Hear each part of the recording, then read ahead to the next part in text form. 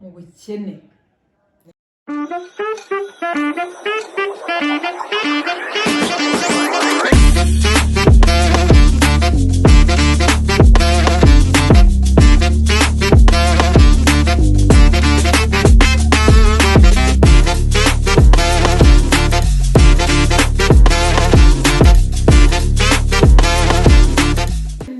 Ikaze kuri TBB TV show, ndagarutse noneho ngarutse ndi Betty gusa.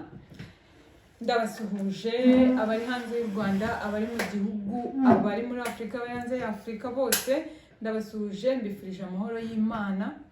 Nibagiye n'abantu uyu mwanya batameze neza, bafite ibintu bibangacishije mu mitima yabo, bafite ibyifuzo byinshi, barimo bifuza, babona ko ubuzima bwabarangiranye, ubuzima ibintu byacitse nyine. Bose twifatanyije namwe n'abishimye, twese tugomba gufatanya, twese tugasengerana kugira ngo buri muntu wese agire amahoro yo mu mutima. So rero ngarutse hano, nari nicariye mu rugo ndavuga ati nari negereje Tawusi ati ndakuza kongeraho. So ndavuga ati aho kugira ngo nkomeze nk'umwanya, reka mbe niganirira n'abatibibi. Nubwo nari maze iminsi narabuze, ariko noneho ngarukanye vibe we. Tawusi ndashaka kumukosorera, amaze iminsi anyurira ngo muri December yose ngo yakoze wenyine, ngo no muri January ngo yakoze wenyine, kandi yagejejemo hagati ababivuyemo mu kwa mbere. So rero yakomezaga anyurira ngo nanjye noneho ngo njye nshishamo ngo nkore. Ndashaka noneho uyu munsi akantu hamwereka ko nanjye nshobora kwicara nkikorana. Mumbare mu ndebe gusa mbingitse n'ubwaje n'umwe, nizeye ko ndi bubane namwe. Rero ikintu numvishe nifuje kuvugaho, natekereje ndavuga ati reka twivugire ku bunebwe. Ikintu bita ubunebwe, ubwo abanebwe mwigire hano. Nanjye uyu mbabwira, wenda ashobora kuba hari umuntu nzi akavuga ati n'ubundi nawe uri umunebwe, ariko nyine tugiye kuganira, nyine twegeranye ibintu, turebe n'uburyo ki ubwo bunebwe twaburwanya bitewe n'ibintu turi buvugeho. Twumve buri muntu wese aragenda yumvamo ikintu kimuriho, ayibe yakumva akavuga ati wa mugani aka kantu ni ubunebwe, reka ngahindure. Nakumvanye Betty nje. So ubunebwe rero njyewe nzi ko iyo umuntu ari ubunebwe, ikintu cya mbere, ubunebwe ni inzira ikujyana mu bukene, niko mbyumva. Iyo uri umunebwe, hehe no kubona amafaranga, hehe no guterambere, hehe. Kuko iyo uri umunebwe akenshi ubunebwe bujyana no kuryama. Urumva, ubunebwe bujyana no kudatekereza pe. Hariho abantu, umuntu uba uryamye mu nzu mu buriri bwe, ariko akaba afite ibitekerezo, arimo yibaza, apanga nk'imishinga, avuga ati uno mushinga nzawugeraho, ariko sinibaza uwo mushinga uburyo wawutekereza uryamye.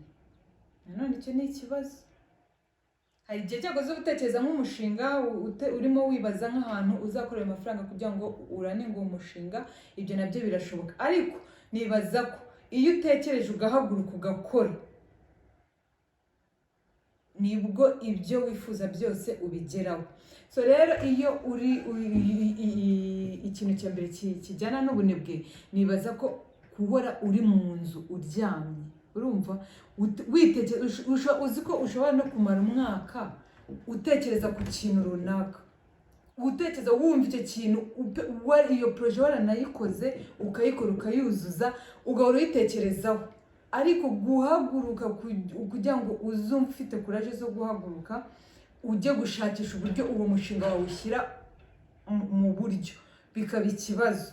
Kandi wowe ukajya ngo wenda ukahora wiha excuse, uvuga uti n'ubundi nta mafaranga mfite, n'ubundi nta buryo, nta muterankunga mfite wamfasha kugira ngo uyu mushinga wanjye mugereho.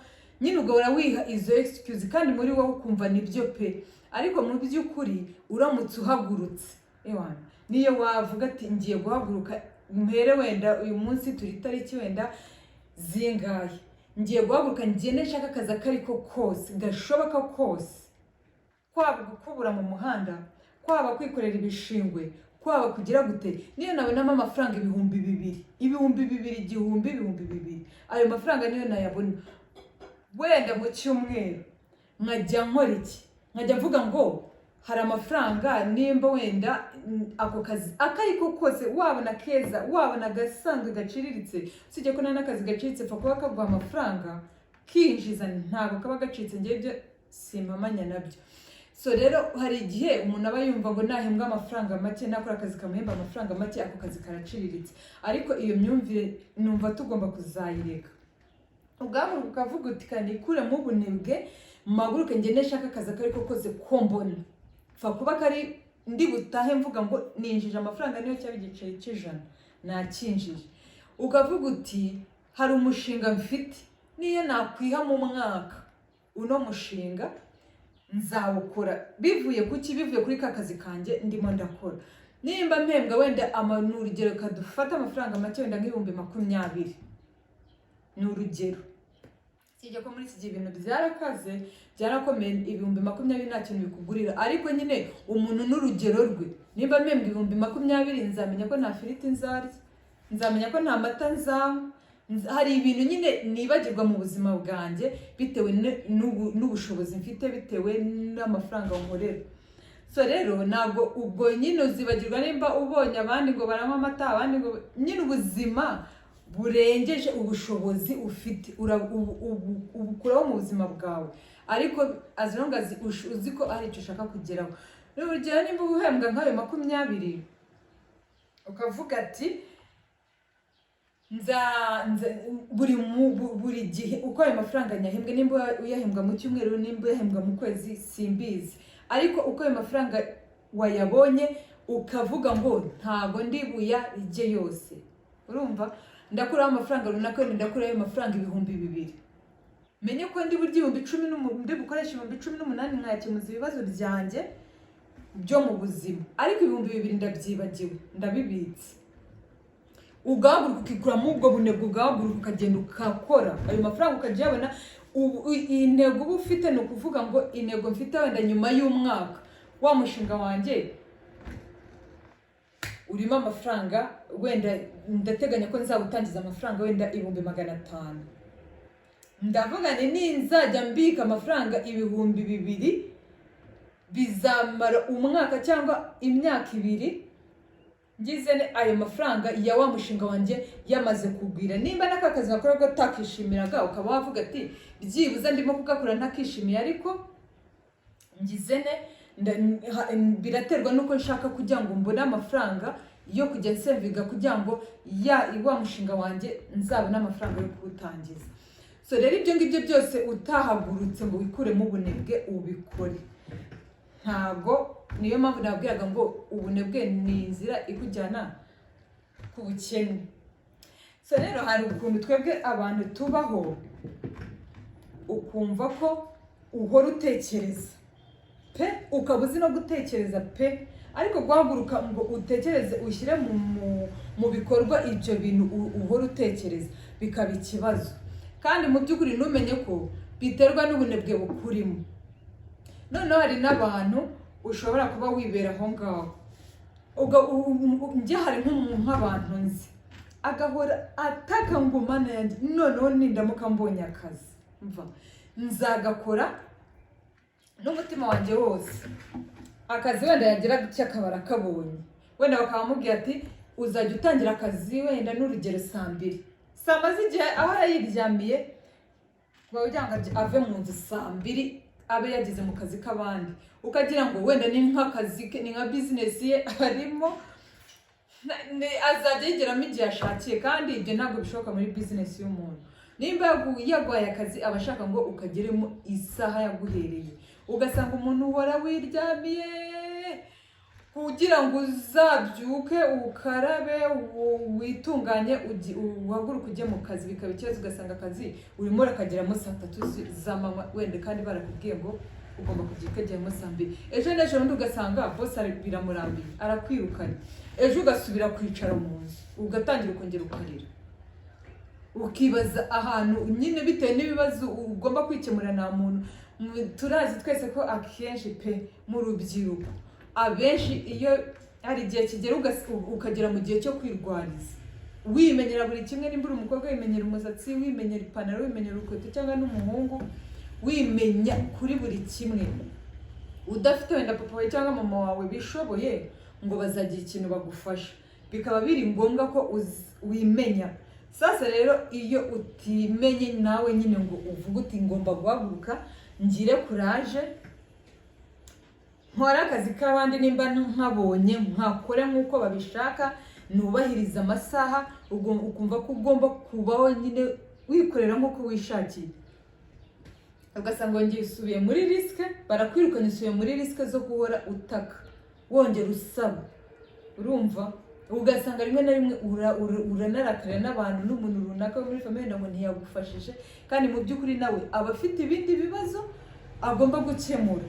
Urumva bikaba ibibazo. So rero ubunebwe pe, ubunebwe sinzi, usibye no kuvuga ngo umuntu arabwikuramo, uzi ngo ufite ubunebwe muri wowe, uba ukwiye no gushyira hasi amavi hasi ugasenga Imana ikabigukuramo, kuko njye ndabizi neza ufite ubunebwe nta kintu na kimwe ushobora kwigereraho.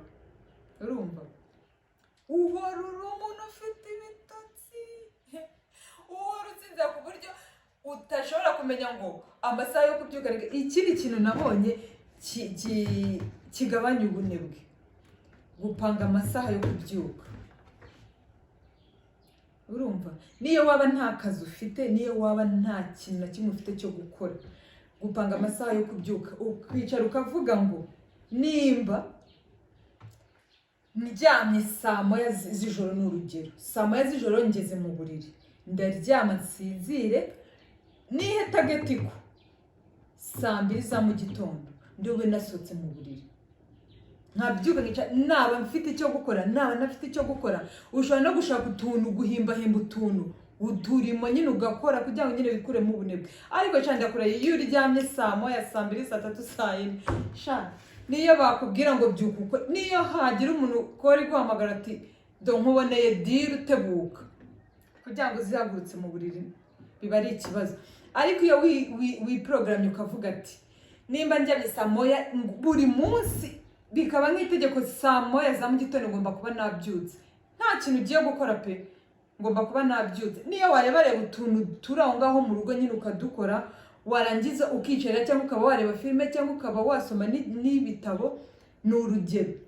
Ariko ukamenya ngo ufite isaha mu gitondo yo kubyukira, nimba ari saa 1 bikaba nk'ihame, ugahora ubyuka saa 1 ukabyuka ukoga nyine ukaba normal. Urumva ubundi ukicara, nimba ufata breakfast ukayifata, mbega nyine ugashaka utuntu dora tuguhuza, ukaba bize muri wowe. Kandi mu by'ukuri niyo waba nta kintu cyinjiza amafaranga urimo ukorera, ariko ukigira bize, ukirinda ikintu bita uburiri burya nicyo kintu njye mbibabwira ndabizi. Wenda njyewe aho bitandukaniye, ikintu cyabinkuyemo nk'abamama, abantu bubatse barabizi, iyo umaze kubyara niyo waba niyo uri wa munebwe wa undi wa nyuma ariko kuri pwe ya nyuma wikunde. Njye kera nikundiraga kuryama pe, kuryama nimba wenda cyakoze ikintu niyiziho, iyo nabaga mfite akazi k'abandi, sha ndibuka hari akazi nigeze gukora nyirangiza high school, byari ibintu bijyanye n'amatenda, bijyanye no gukora amatenda amasoko. Uwo mumama nakoreraga ni njye wakoraga muri office njyenyine, nta wundi muntu yigeze anzanira ngo dukorane, kuko yarambwiye ati Mutoni ngiye kugushyiramo ukore, nimpuzanira undi muntu bizapfa ndabizi, ariko niwe program wowe ukajya wikorera ibintu byawe uri umwe ku murongo, ndabizi neza ko uzabikora ukabishyira ku murongo. Ako kazi rero hari igihe byansabaga kuba nabyuka wenda ufite nka tenda uri bujyane wenda n'urugero nko mu Ruhengeri ni urugero urumva kandi abantu bakoze ibintu by'amasoko barabizi isaha iba ari isaha nimba ari saa 3 n'igice kudepoza iyo tenda ni saa 3 n'igice nurenzaho n'umunota umwe urayisubira nayo ubwo ibyo ngibyo nabaga mbizi nkaba nzi ko nimba ndi bujya nko mu Ruhengeri ngomba kugerayo saa 3 n'igice na saa 10 zibyukaga nkabyuka nkitunganya nkafata tenda nabaga nabitunganyije nkafata tenda yanjye nkagenda ku buryo meke ngashwako byibuze ndi bugereyo habura nk'iminota nk'icumi cyangwa 30 ibyo nkabishobora ariko reka mbe nzingo nta kintu kindeba kuko hari nk'igihe uba nk'ako kazi kanjye nk'igihe twabaga n'amasoko dufite nta kintu ufite cyo gukora pe ari nko kujya muri office ukicara kandi urumva nabaga ndimo njye nyine n'uwo mama yari yarabimpariye akambwira ati ujye umenya ibintu byawe ukuri bubikore wipange ntabwo nzajya nza kuguhagarara hejuru ngo ndakubwiriza urumva rero nanjye nkakora ubushoboka byose nkabikora nyine ku murongo ariko reka mbe nzi ngo nta tenda mfite nta kintu cyo gukora mfite nkakugira mu buriri nkaryama saa moya zikagera saa 2 zikagera umunsi ukaba wanyiriraho ntarasohoka mu buriri ubwo icyo gihe ukuntu usohoka mu buriri umeze usohoka mu buriri umeze nk'umurwayi uhora umeze wimereye nk'umuntu urwaye ariko nigera iyo ubyutse mu gitondo ukabyuka ukoga ukashaka ikintu urya wenda cyangwa unywa ugashyira mu nda ugashaka nk'utuntu ngaho ubamo bize umunsi ukisha wumva wije umeze neza niyo waba ufite ibibazo ni ukuri uba wumva utuje muri wowe ariko iyo uri mu buriri uzi gutekereza ku bibazo ni wenda nk'ifite ibibazo utekereza mu bibazo ukumva ugiye nko gusara urumva ukumva ugiye nko gusara ku buryo wumva none wiyanze ugasinzira bya bindi wasinzira gutekereza ukabirota ukabibyukiraho umva rero nibyo nababwiraga nyine njyewe nuko nari imeze iyo nabaga nzi ngo nta kintu mfite kindeba nararyamaga umunsi ukanyiriraho n'ejo nkaba nawe ufata noneho ari nk'igihe ntafite akazi baba we n'icyumweru ukaba wakimara mu nzu ukagenda ugashiramo ukamera nk'umuntu uhora urwaye ku buryo no kubyuka ngo uhereze n'amata cyangwa icyayi bikunanira ku buryo natekerezaga se nk'ubu maze nko gushaka natekereza se nk'ubu buriya buzima nimba ukomezanya mu rugo bizashoboka ukabyibaza ukumva muri we binaguteye n'ubwoba ariko nk'iyo umaze kuba nk'umumama yewe birijyana njye sinzi nimba ari njyewe gusa ntabwo mbizi n'abandi wenda bazatubwira iyo umaze kuba umumama ukabyara ubunebwe ngira ngo si umeze hano ngo ugiye kuko njyewe ntabwo numvaga yuko nshobora kubaho ndi umuntu ushobora kuba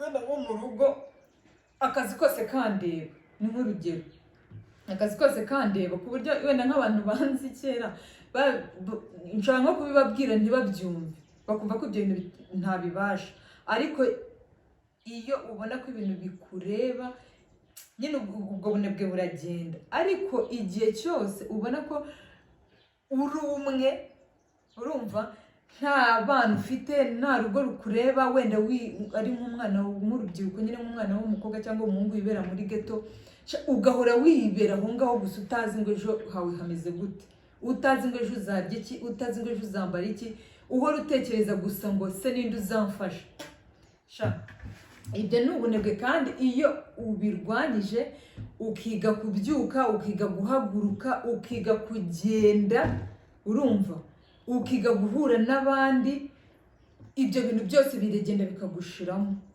ukagenda ukaba umuntu ushobora gutekereza uko utegereje ugashyira mu bikorwa pana bwo utekereza ngo ukwezi kugushiriraho abira gushiriraho umwaka ugushiriraho urimo utekereza ikintu kimwe kandi ndabizi yuko ibyo bintu hari abantu bibaho ugahora utekereza utekereza wenda ukaba watekereza n'ikintu cyaguteza imbere ariko guhaguruka ngo ube wagikora ube washakisha n'ubundi buryo bushobora kukugeza kuri cya kindi cyawe utekereza kiri mu nzozi zawe bikaba ikibazo urumva ahubwo ugahora wakumva ko hari narega sina ngombwa no kuba wenda udafite umuntu ugufasha ushobora no kuba ufite mama wawe ufite papa wawe yewe banishoboye ariko muri wowe ukaba wakumva yuko wifitemo ubushobozi, ukavuga ati nimba ngejeje imyaka 20 cyangwa 25 cyangwa 18 ntabwo nzongera gusaba papa cyangwa mama ipantaro cyangwa urukweto, cyangwa se ngo ndi umukobwa ngo mbwire ngo papa cyangwa mama ngo ndashaka kujya muri salon, never.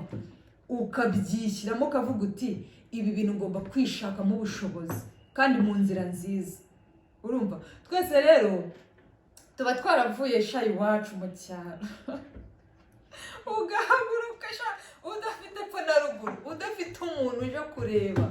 Urumva udafite umuntu uje kureba, udafite umuntu uvuga ngo nzaza musaba ipantaro, udafite umuntu uvuga ngo nzaza njyane muri salo, yewe hari n'uhaguruka adafite, utazi ngo uje kuba hehe, ukaba ufite nk'umushuti wawe i Kigali. Urumva ukaba ufite nk'umushuti wawe i Kigali, ugomba mba ntekereza ibintu byinshi. Ushobora no kuba abo bene wanyu ubafite, urumva ushobora no wanagiye ariko bikaba bitashoboka ko ushobora kujyayo. Ibyo bintu si mubizi bibaho cyane, bakaba bahari benshi bishoboka, ariko ukaba utahaguruka iwanyu mu cyaro ngo uvuge ngo ngiye kugenda byibuze ngiye nijyama hariya, bitashoboka.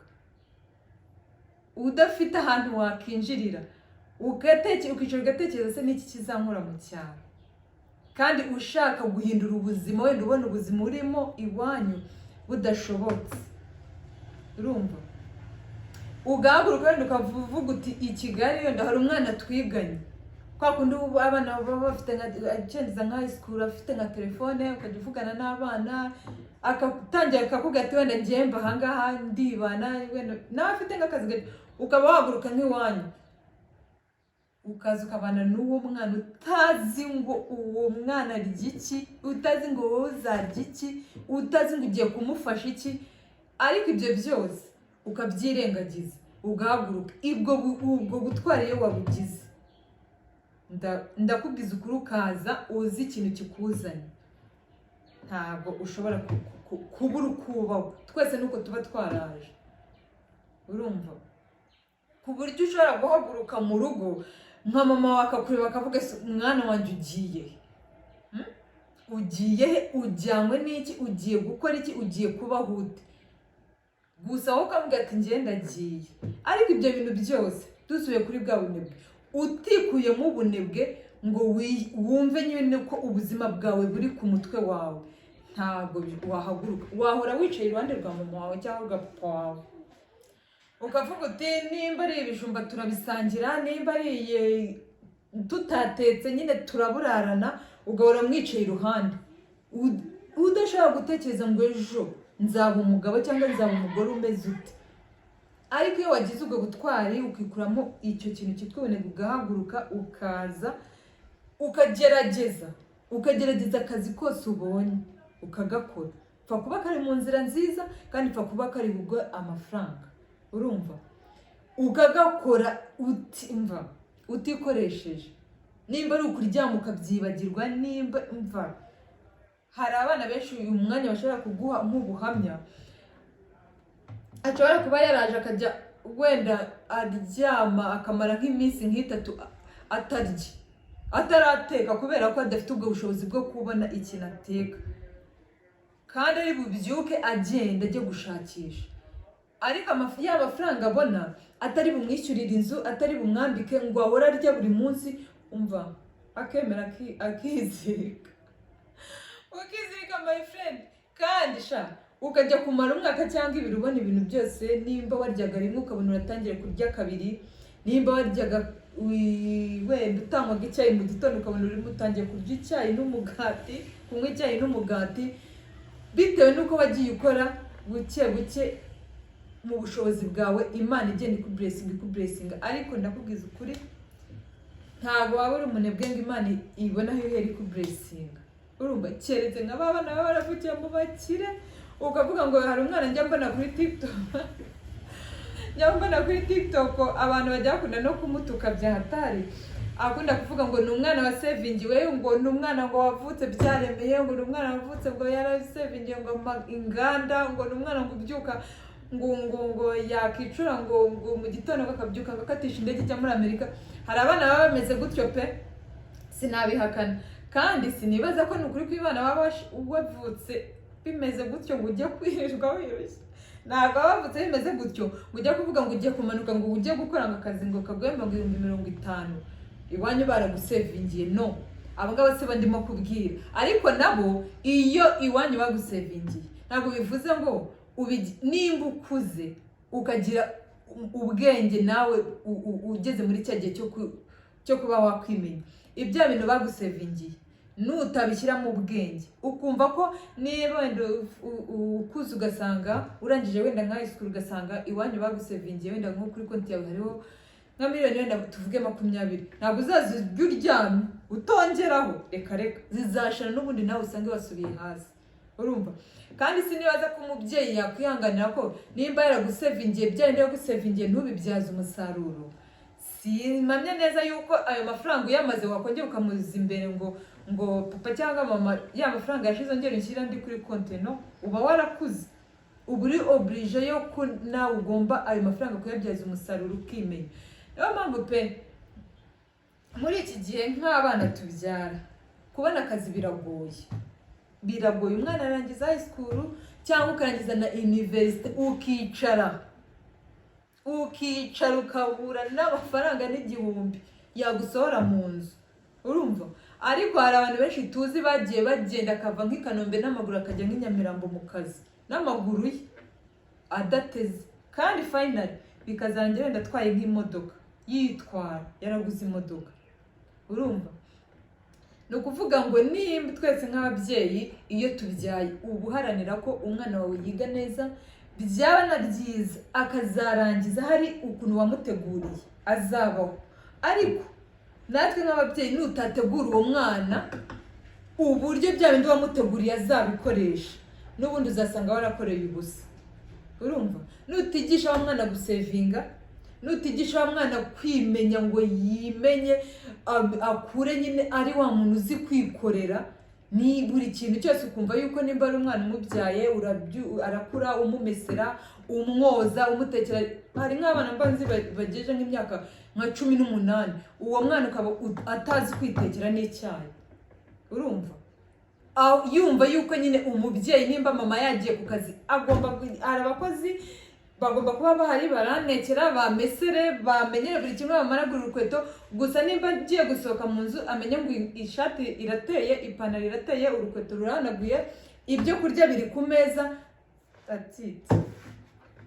aze arya yambara agenda agaruka akuramo, ejo bongera bamesa bahanagura inkweto.